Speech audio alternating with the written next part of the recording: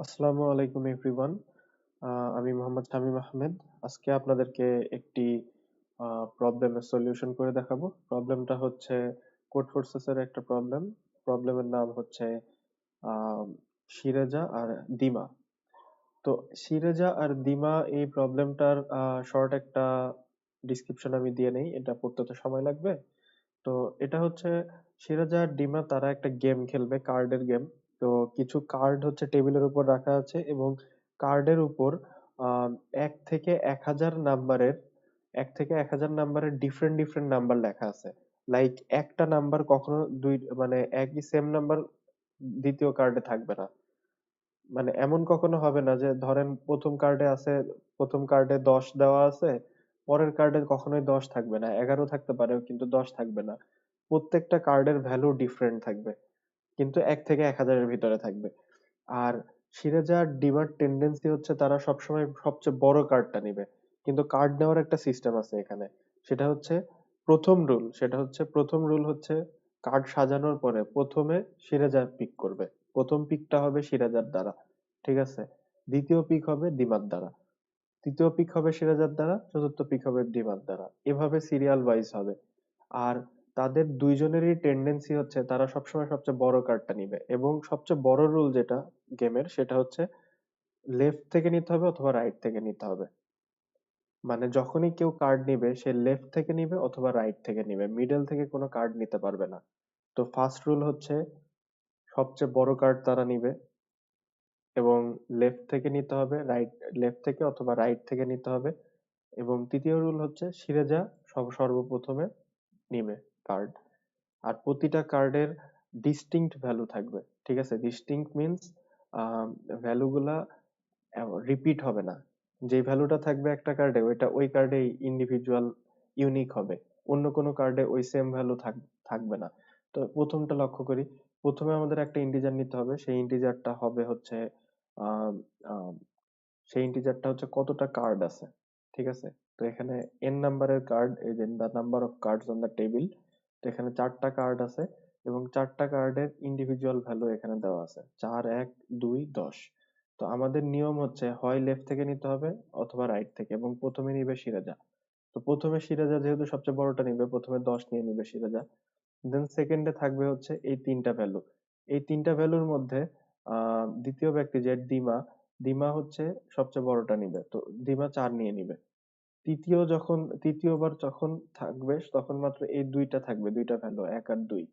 তখন সিরাজা হচ্ছে এই 2 নিয়ে নিবে। তো সিরাজার ভ্যালু হলো 10 আর 2 12। আর শেষে যে 1 থাকবে সেটা হচ্ছে দিমা নিয়ে নিবে। দিমার ভ্যালু হচ্ছে 4 আর 1 5। এবং প্রথমে সিরাজার ভ্যালুটা প্রিন্ট করতে হবে, সেকেন্ডে প্রিন্ট করতে হবে দিমার ভ্যালুটা। এটাই হচ্ছে উত্তর। আর ইনপুট আরেকটা এখানে 7 নিছে। 7-এর মধ্যে মানে 7টা কার্ড নিছে, 7টা কার্ডের এক এক 2 3 4 5 6 7 এরকম হচ্ছে ভ্যালুটা এখানে রাখা আছে, মানে এরকম কার্ড সাজানো আছে 1 থেকে 7 পর্যন্ত। তো প্রথমটা নিবে সিরাজা, দ্বিতীয়টা নিবে হচ্ছে দিমা, তৃতীয়টা সিরাজা, চতুর্থটা দিমা, এভাবে নিবে আর কি।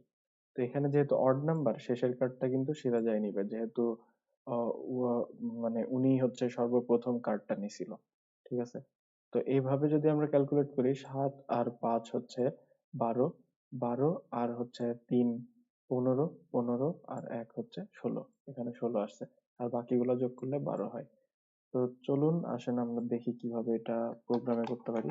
তো ফার্স্টে ইনক্লুড আইওস্ট্রিমটা নিয়ে নিলাম, ইউজিং নেমস্পেস std স্ট্যান্ডার্ড লাইব্রেরিটা ডিফাইন করলাম। এরপরে মেইনের মধ্যে আমাদেরকে সর্বপ্রথম যেটা করতে হবে ইন্ট n। আমরা হচ্ছে আম, কতগুলা ফার্স্টে আমরা হচ্ছে কতগুলা কার্ড টেবিলে থাকবে সেটা নিয়ে নিলাম। এরপরে এটাকে ইনিশিয়ালাইজ, এটাকে ইনপুট নিয়ে নিলাম। এরপরে ইনপুট নেওয়ার পরে আমাদেরকে একটা অ্যারে নিতে হবে এবং সেই অ্যারেটা n সাইজের হবে। এরপর আমরা অ্যারের ভিতরে কার্ডগুলোর ভ্যালু নিয়ে নিব।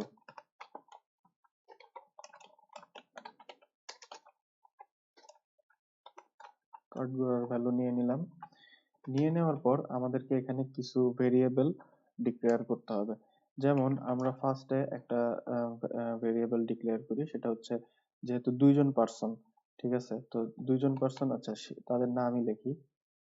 তাদের নাম আমি লিখলাম এস, একজনের নাম সিরাজা দিয়ে এস, আর আরেকজনের নাম ছিল হচ্ছে আম, ডিমা মেবি, সো আরেকজনের নাম দিলাম ডি, এবং তাদেরকে ইনিশিয়ালাইজ জিরোতে আমি করে দিলাম, তাদের ইনিশিয়াল ভ্যালু হচ্ছে জিরো। এবং আমাদেরকে আরো কিছু ভেরিয়েবল নিতে হবে, লাইক হচ্ছে আমরা আমরা যে লেফট আর রাইট থেকে শুধু চুজ করতে পারবো, সো আমরা লেফট ইকাল টু জিরো, লেফটের ভ্যালু দিলাম জিরো, আর আমরা আরেকটা ভ্যালু নেই, আরেকটা ভেরিয়েবল নেই right.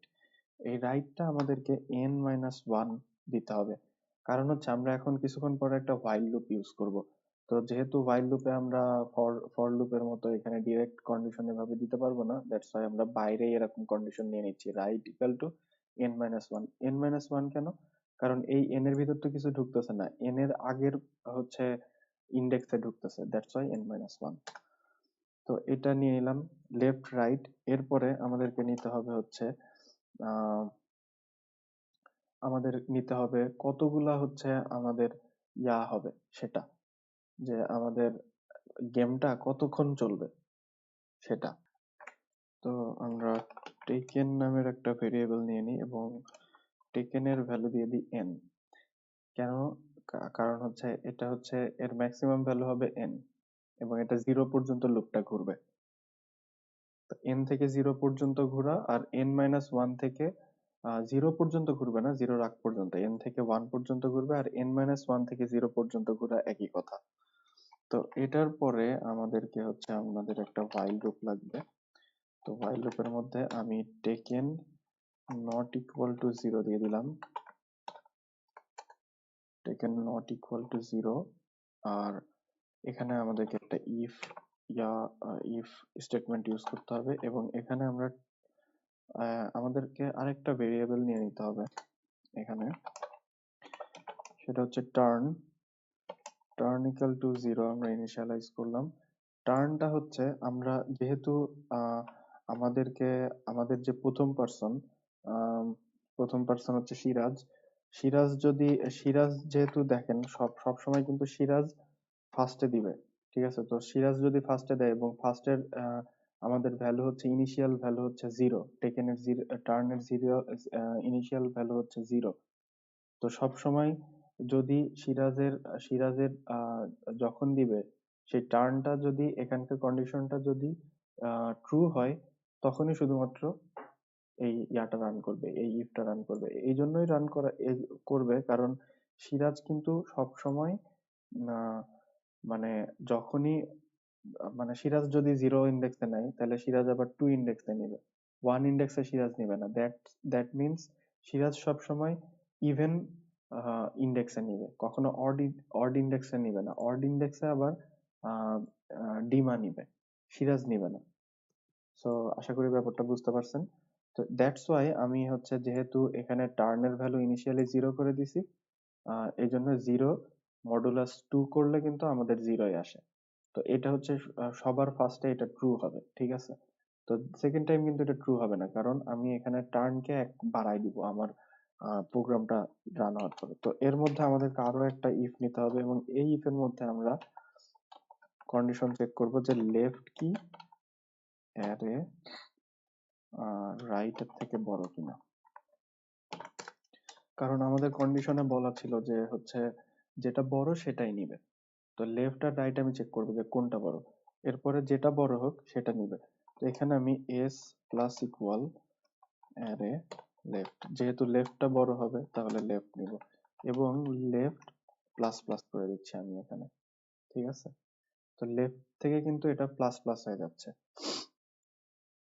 That means second time যখন লুপটা ঘুরবে লেফটের ভ্যালু তখন এক হয়ে যাবে। কারণ লেফটের ভ্যালু যদি জিরোই থাকে তাহলে কিন্তু অন্য যে আমি এরপরে যে হচ্ছে কন্ডিশন গুলো দিব ওখানে কিন্তু প্রবলেম হবে, দ্যাটস ওয়াই লেফটকে আমি প্লাস প্লাস করে দিচ্ছি, ঠিক আছে।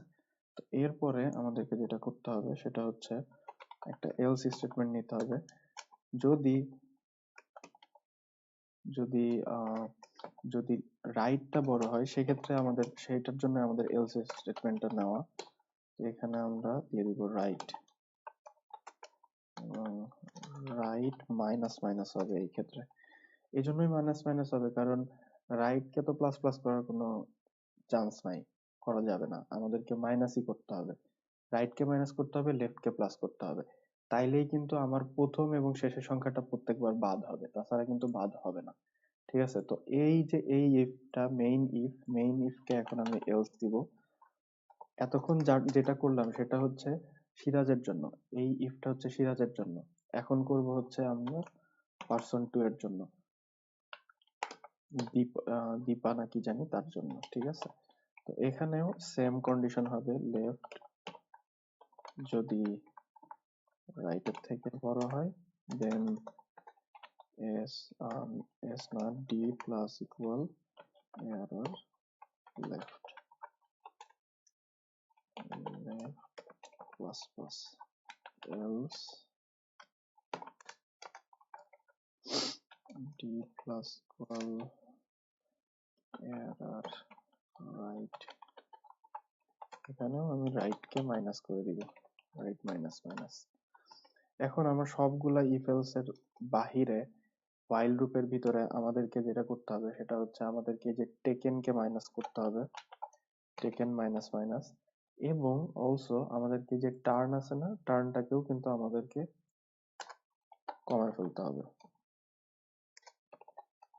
এই কারণেই সরি কমানো না, একে টার্নকে প্লাস প্লাস করে দিতে হবে, কারণ আমার প্রত্যেকবার তো টার্ন বাড়বে তাই না, টেকেনটা কমবে, মানে আমি কার্ড নিয়ে নিছি অলরেডি, আর আমার প্রত্যেকবার তো টার্ন বাড়বে। ফার্স্ট টার্নের পরে কিন্তু সেকেন্ড টার্ন আসবে, তারপর থার্ড টার্ন আসবে, আর টেকেনটা ততক্ষণে কমতে থাকবে আমি যতবার কার্ড নিয়ে নিচ্ছি। তো ব্যাপারটা ঠিক এরকম, আমার টার্ন বাড়তে থাকবে, টেকেন কমতে থাকবে। এই টার্নকে এই জন্যই বাড়াচ্ছে, আমার প্রত্যেকবার কন্ডিশন চেক করতে হবে এখানে, যে আমি হচ্ছে এই টার্নটা কার এখন। তো ফার্স্ট টাইম কিন্তু যখন while লুপটা ঘুরবে তখন কিন্তু এটা রান হবে, কিন্তু সেকেন্ড টাইম যখন ঘুরবে তখন টার্নের ভ্যালু হয়ে যাবে 1, তখন এটা ঘুরবে, তখন আবার যখন থার্ড আসবে তখন এটা ঘুরবে, যখন ফোর্থ আসবে তখন এটা ঘুরবে।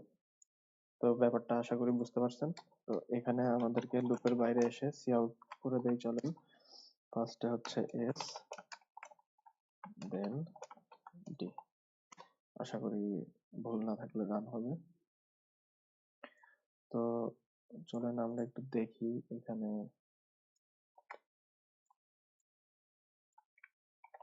কাজ করে কিনা।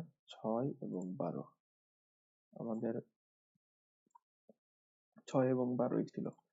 তো চলেন কোডটা রান করে দেখি।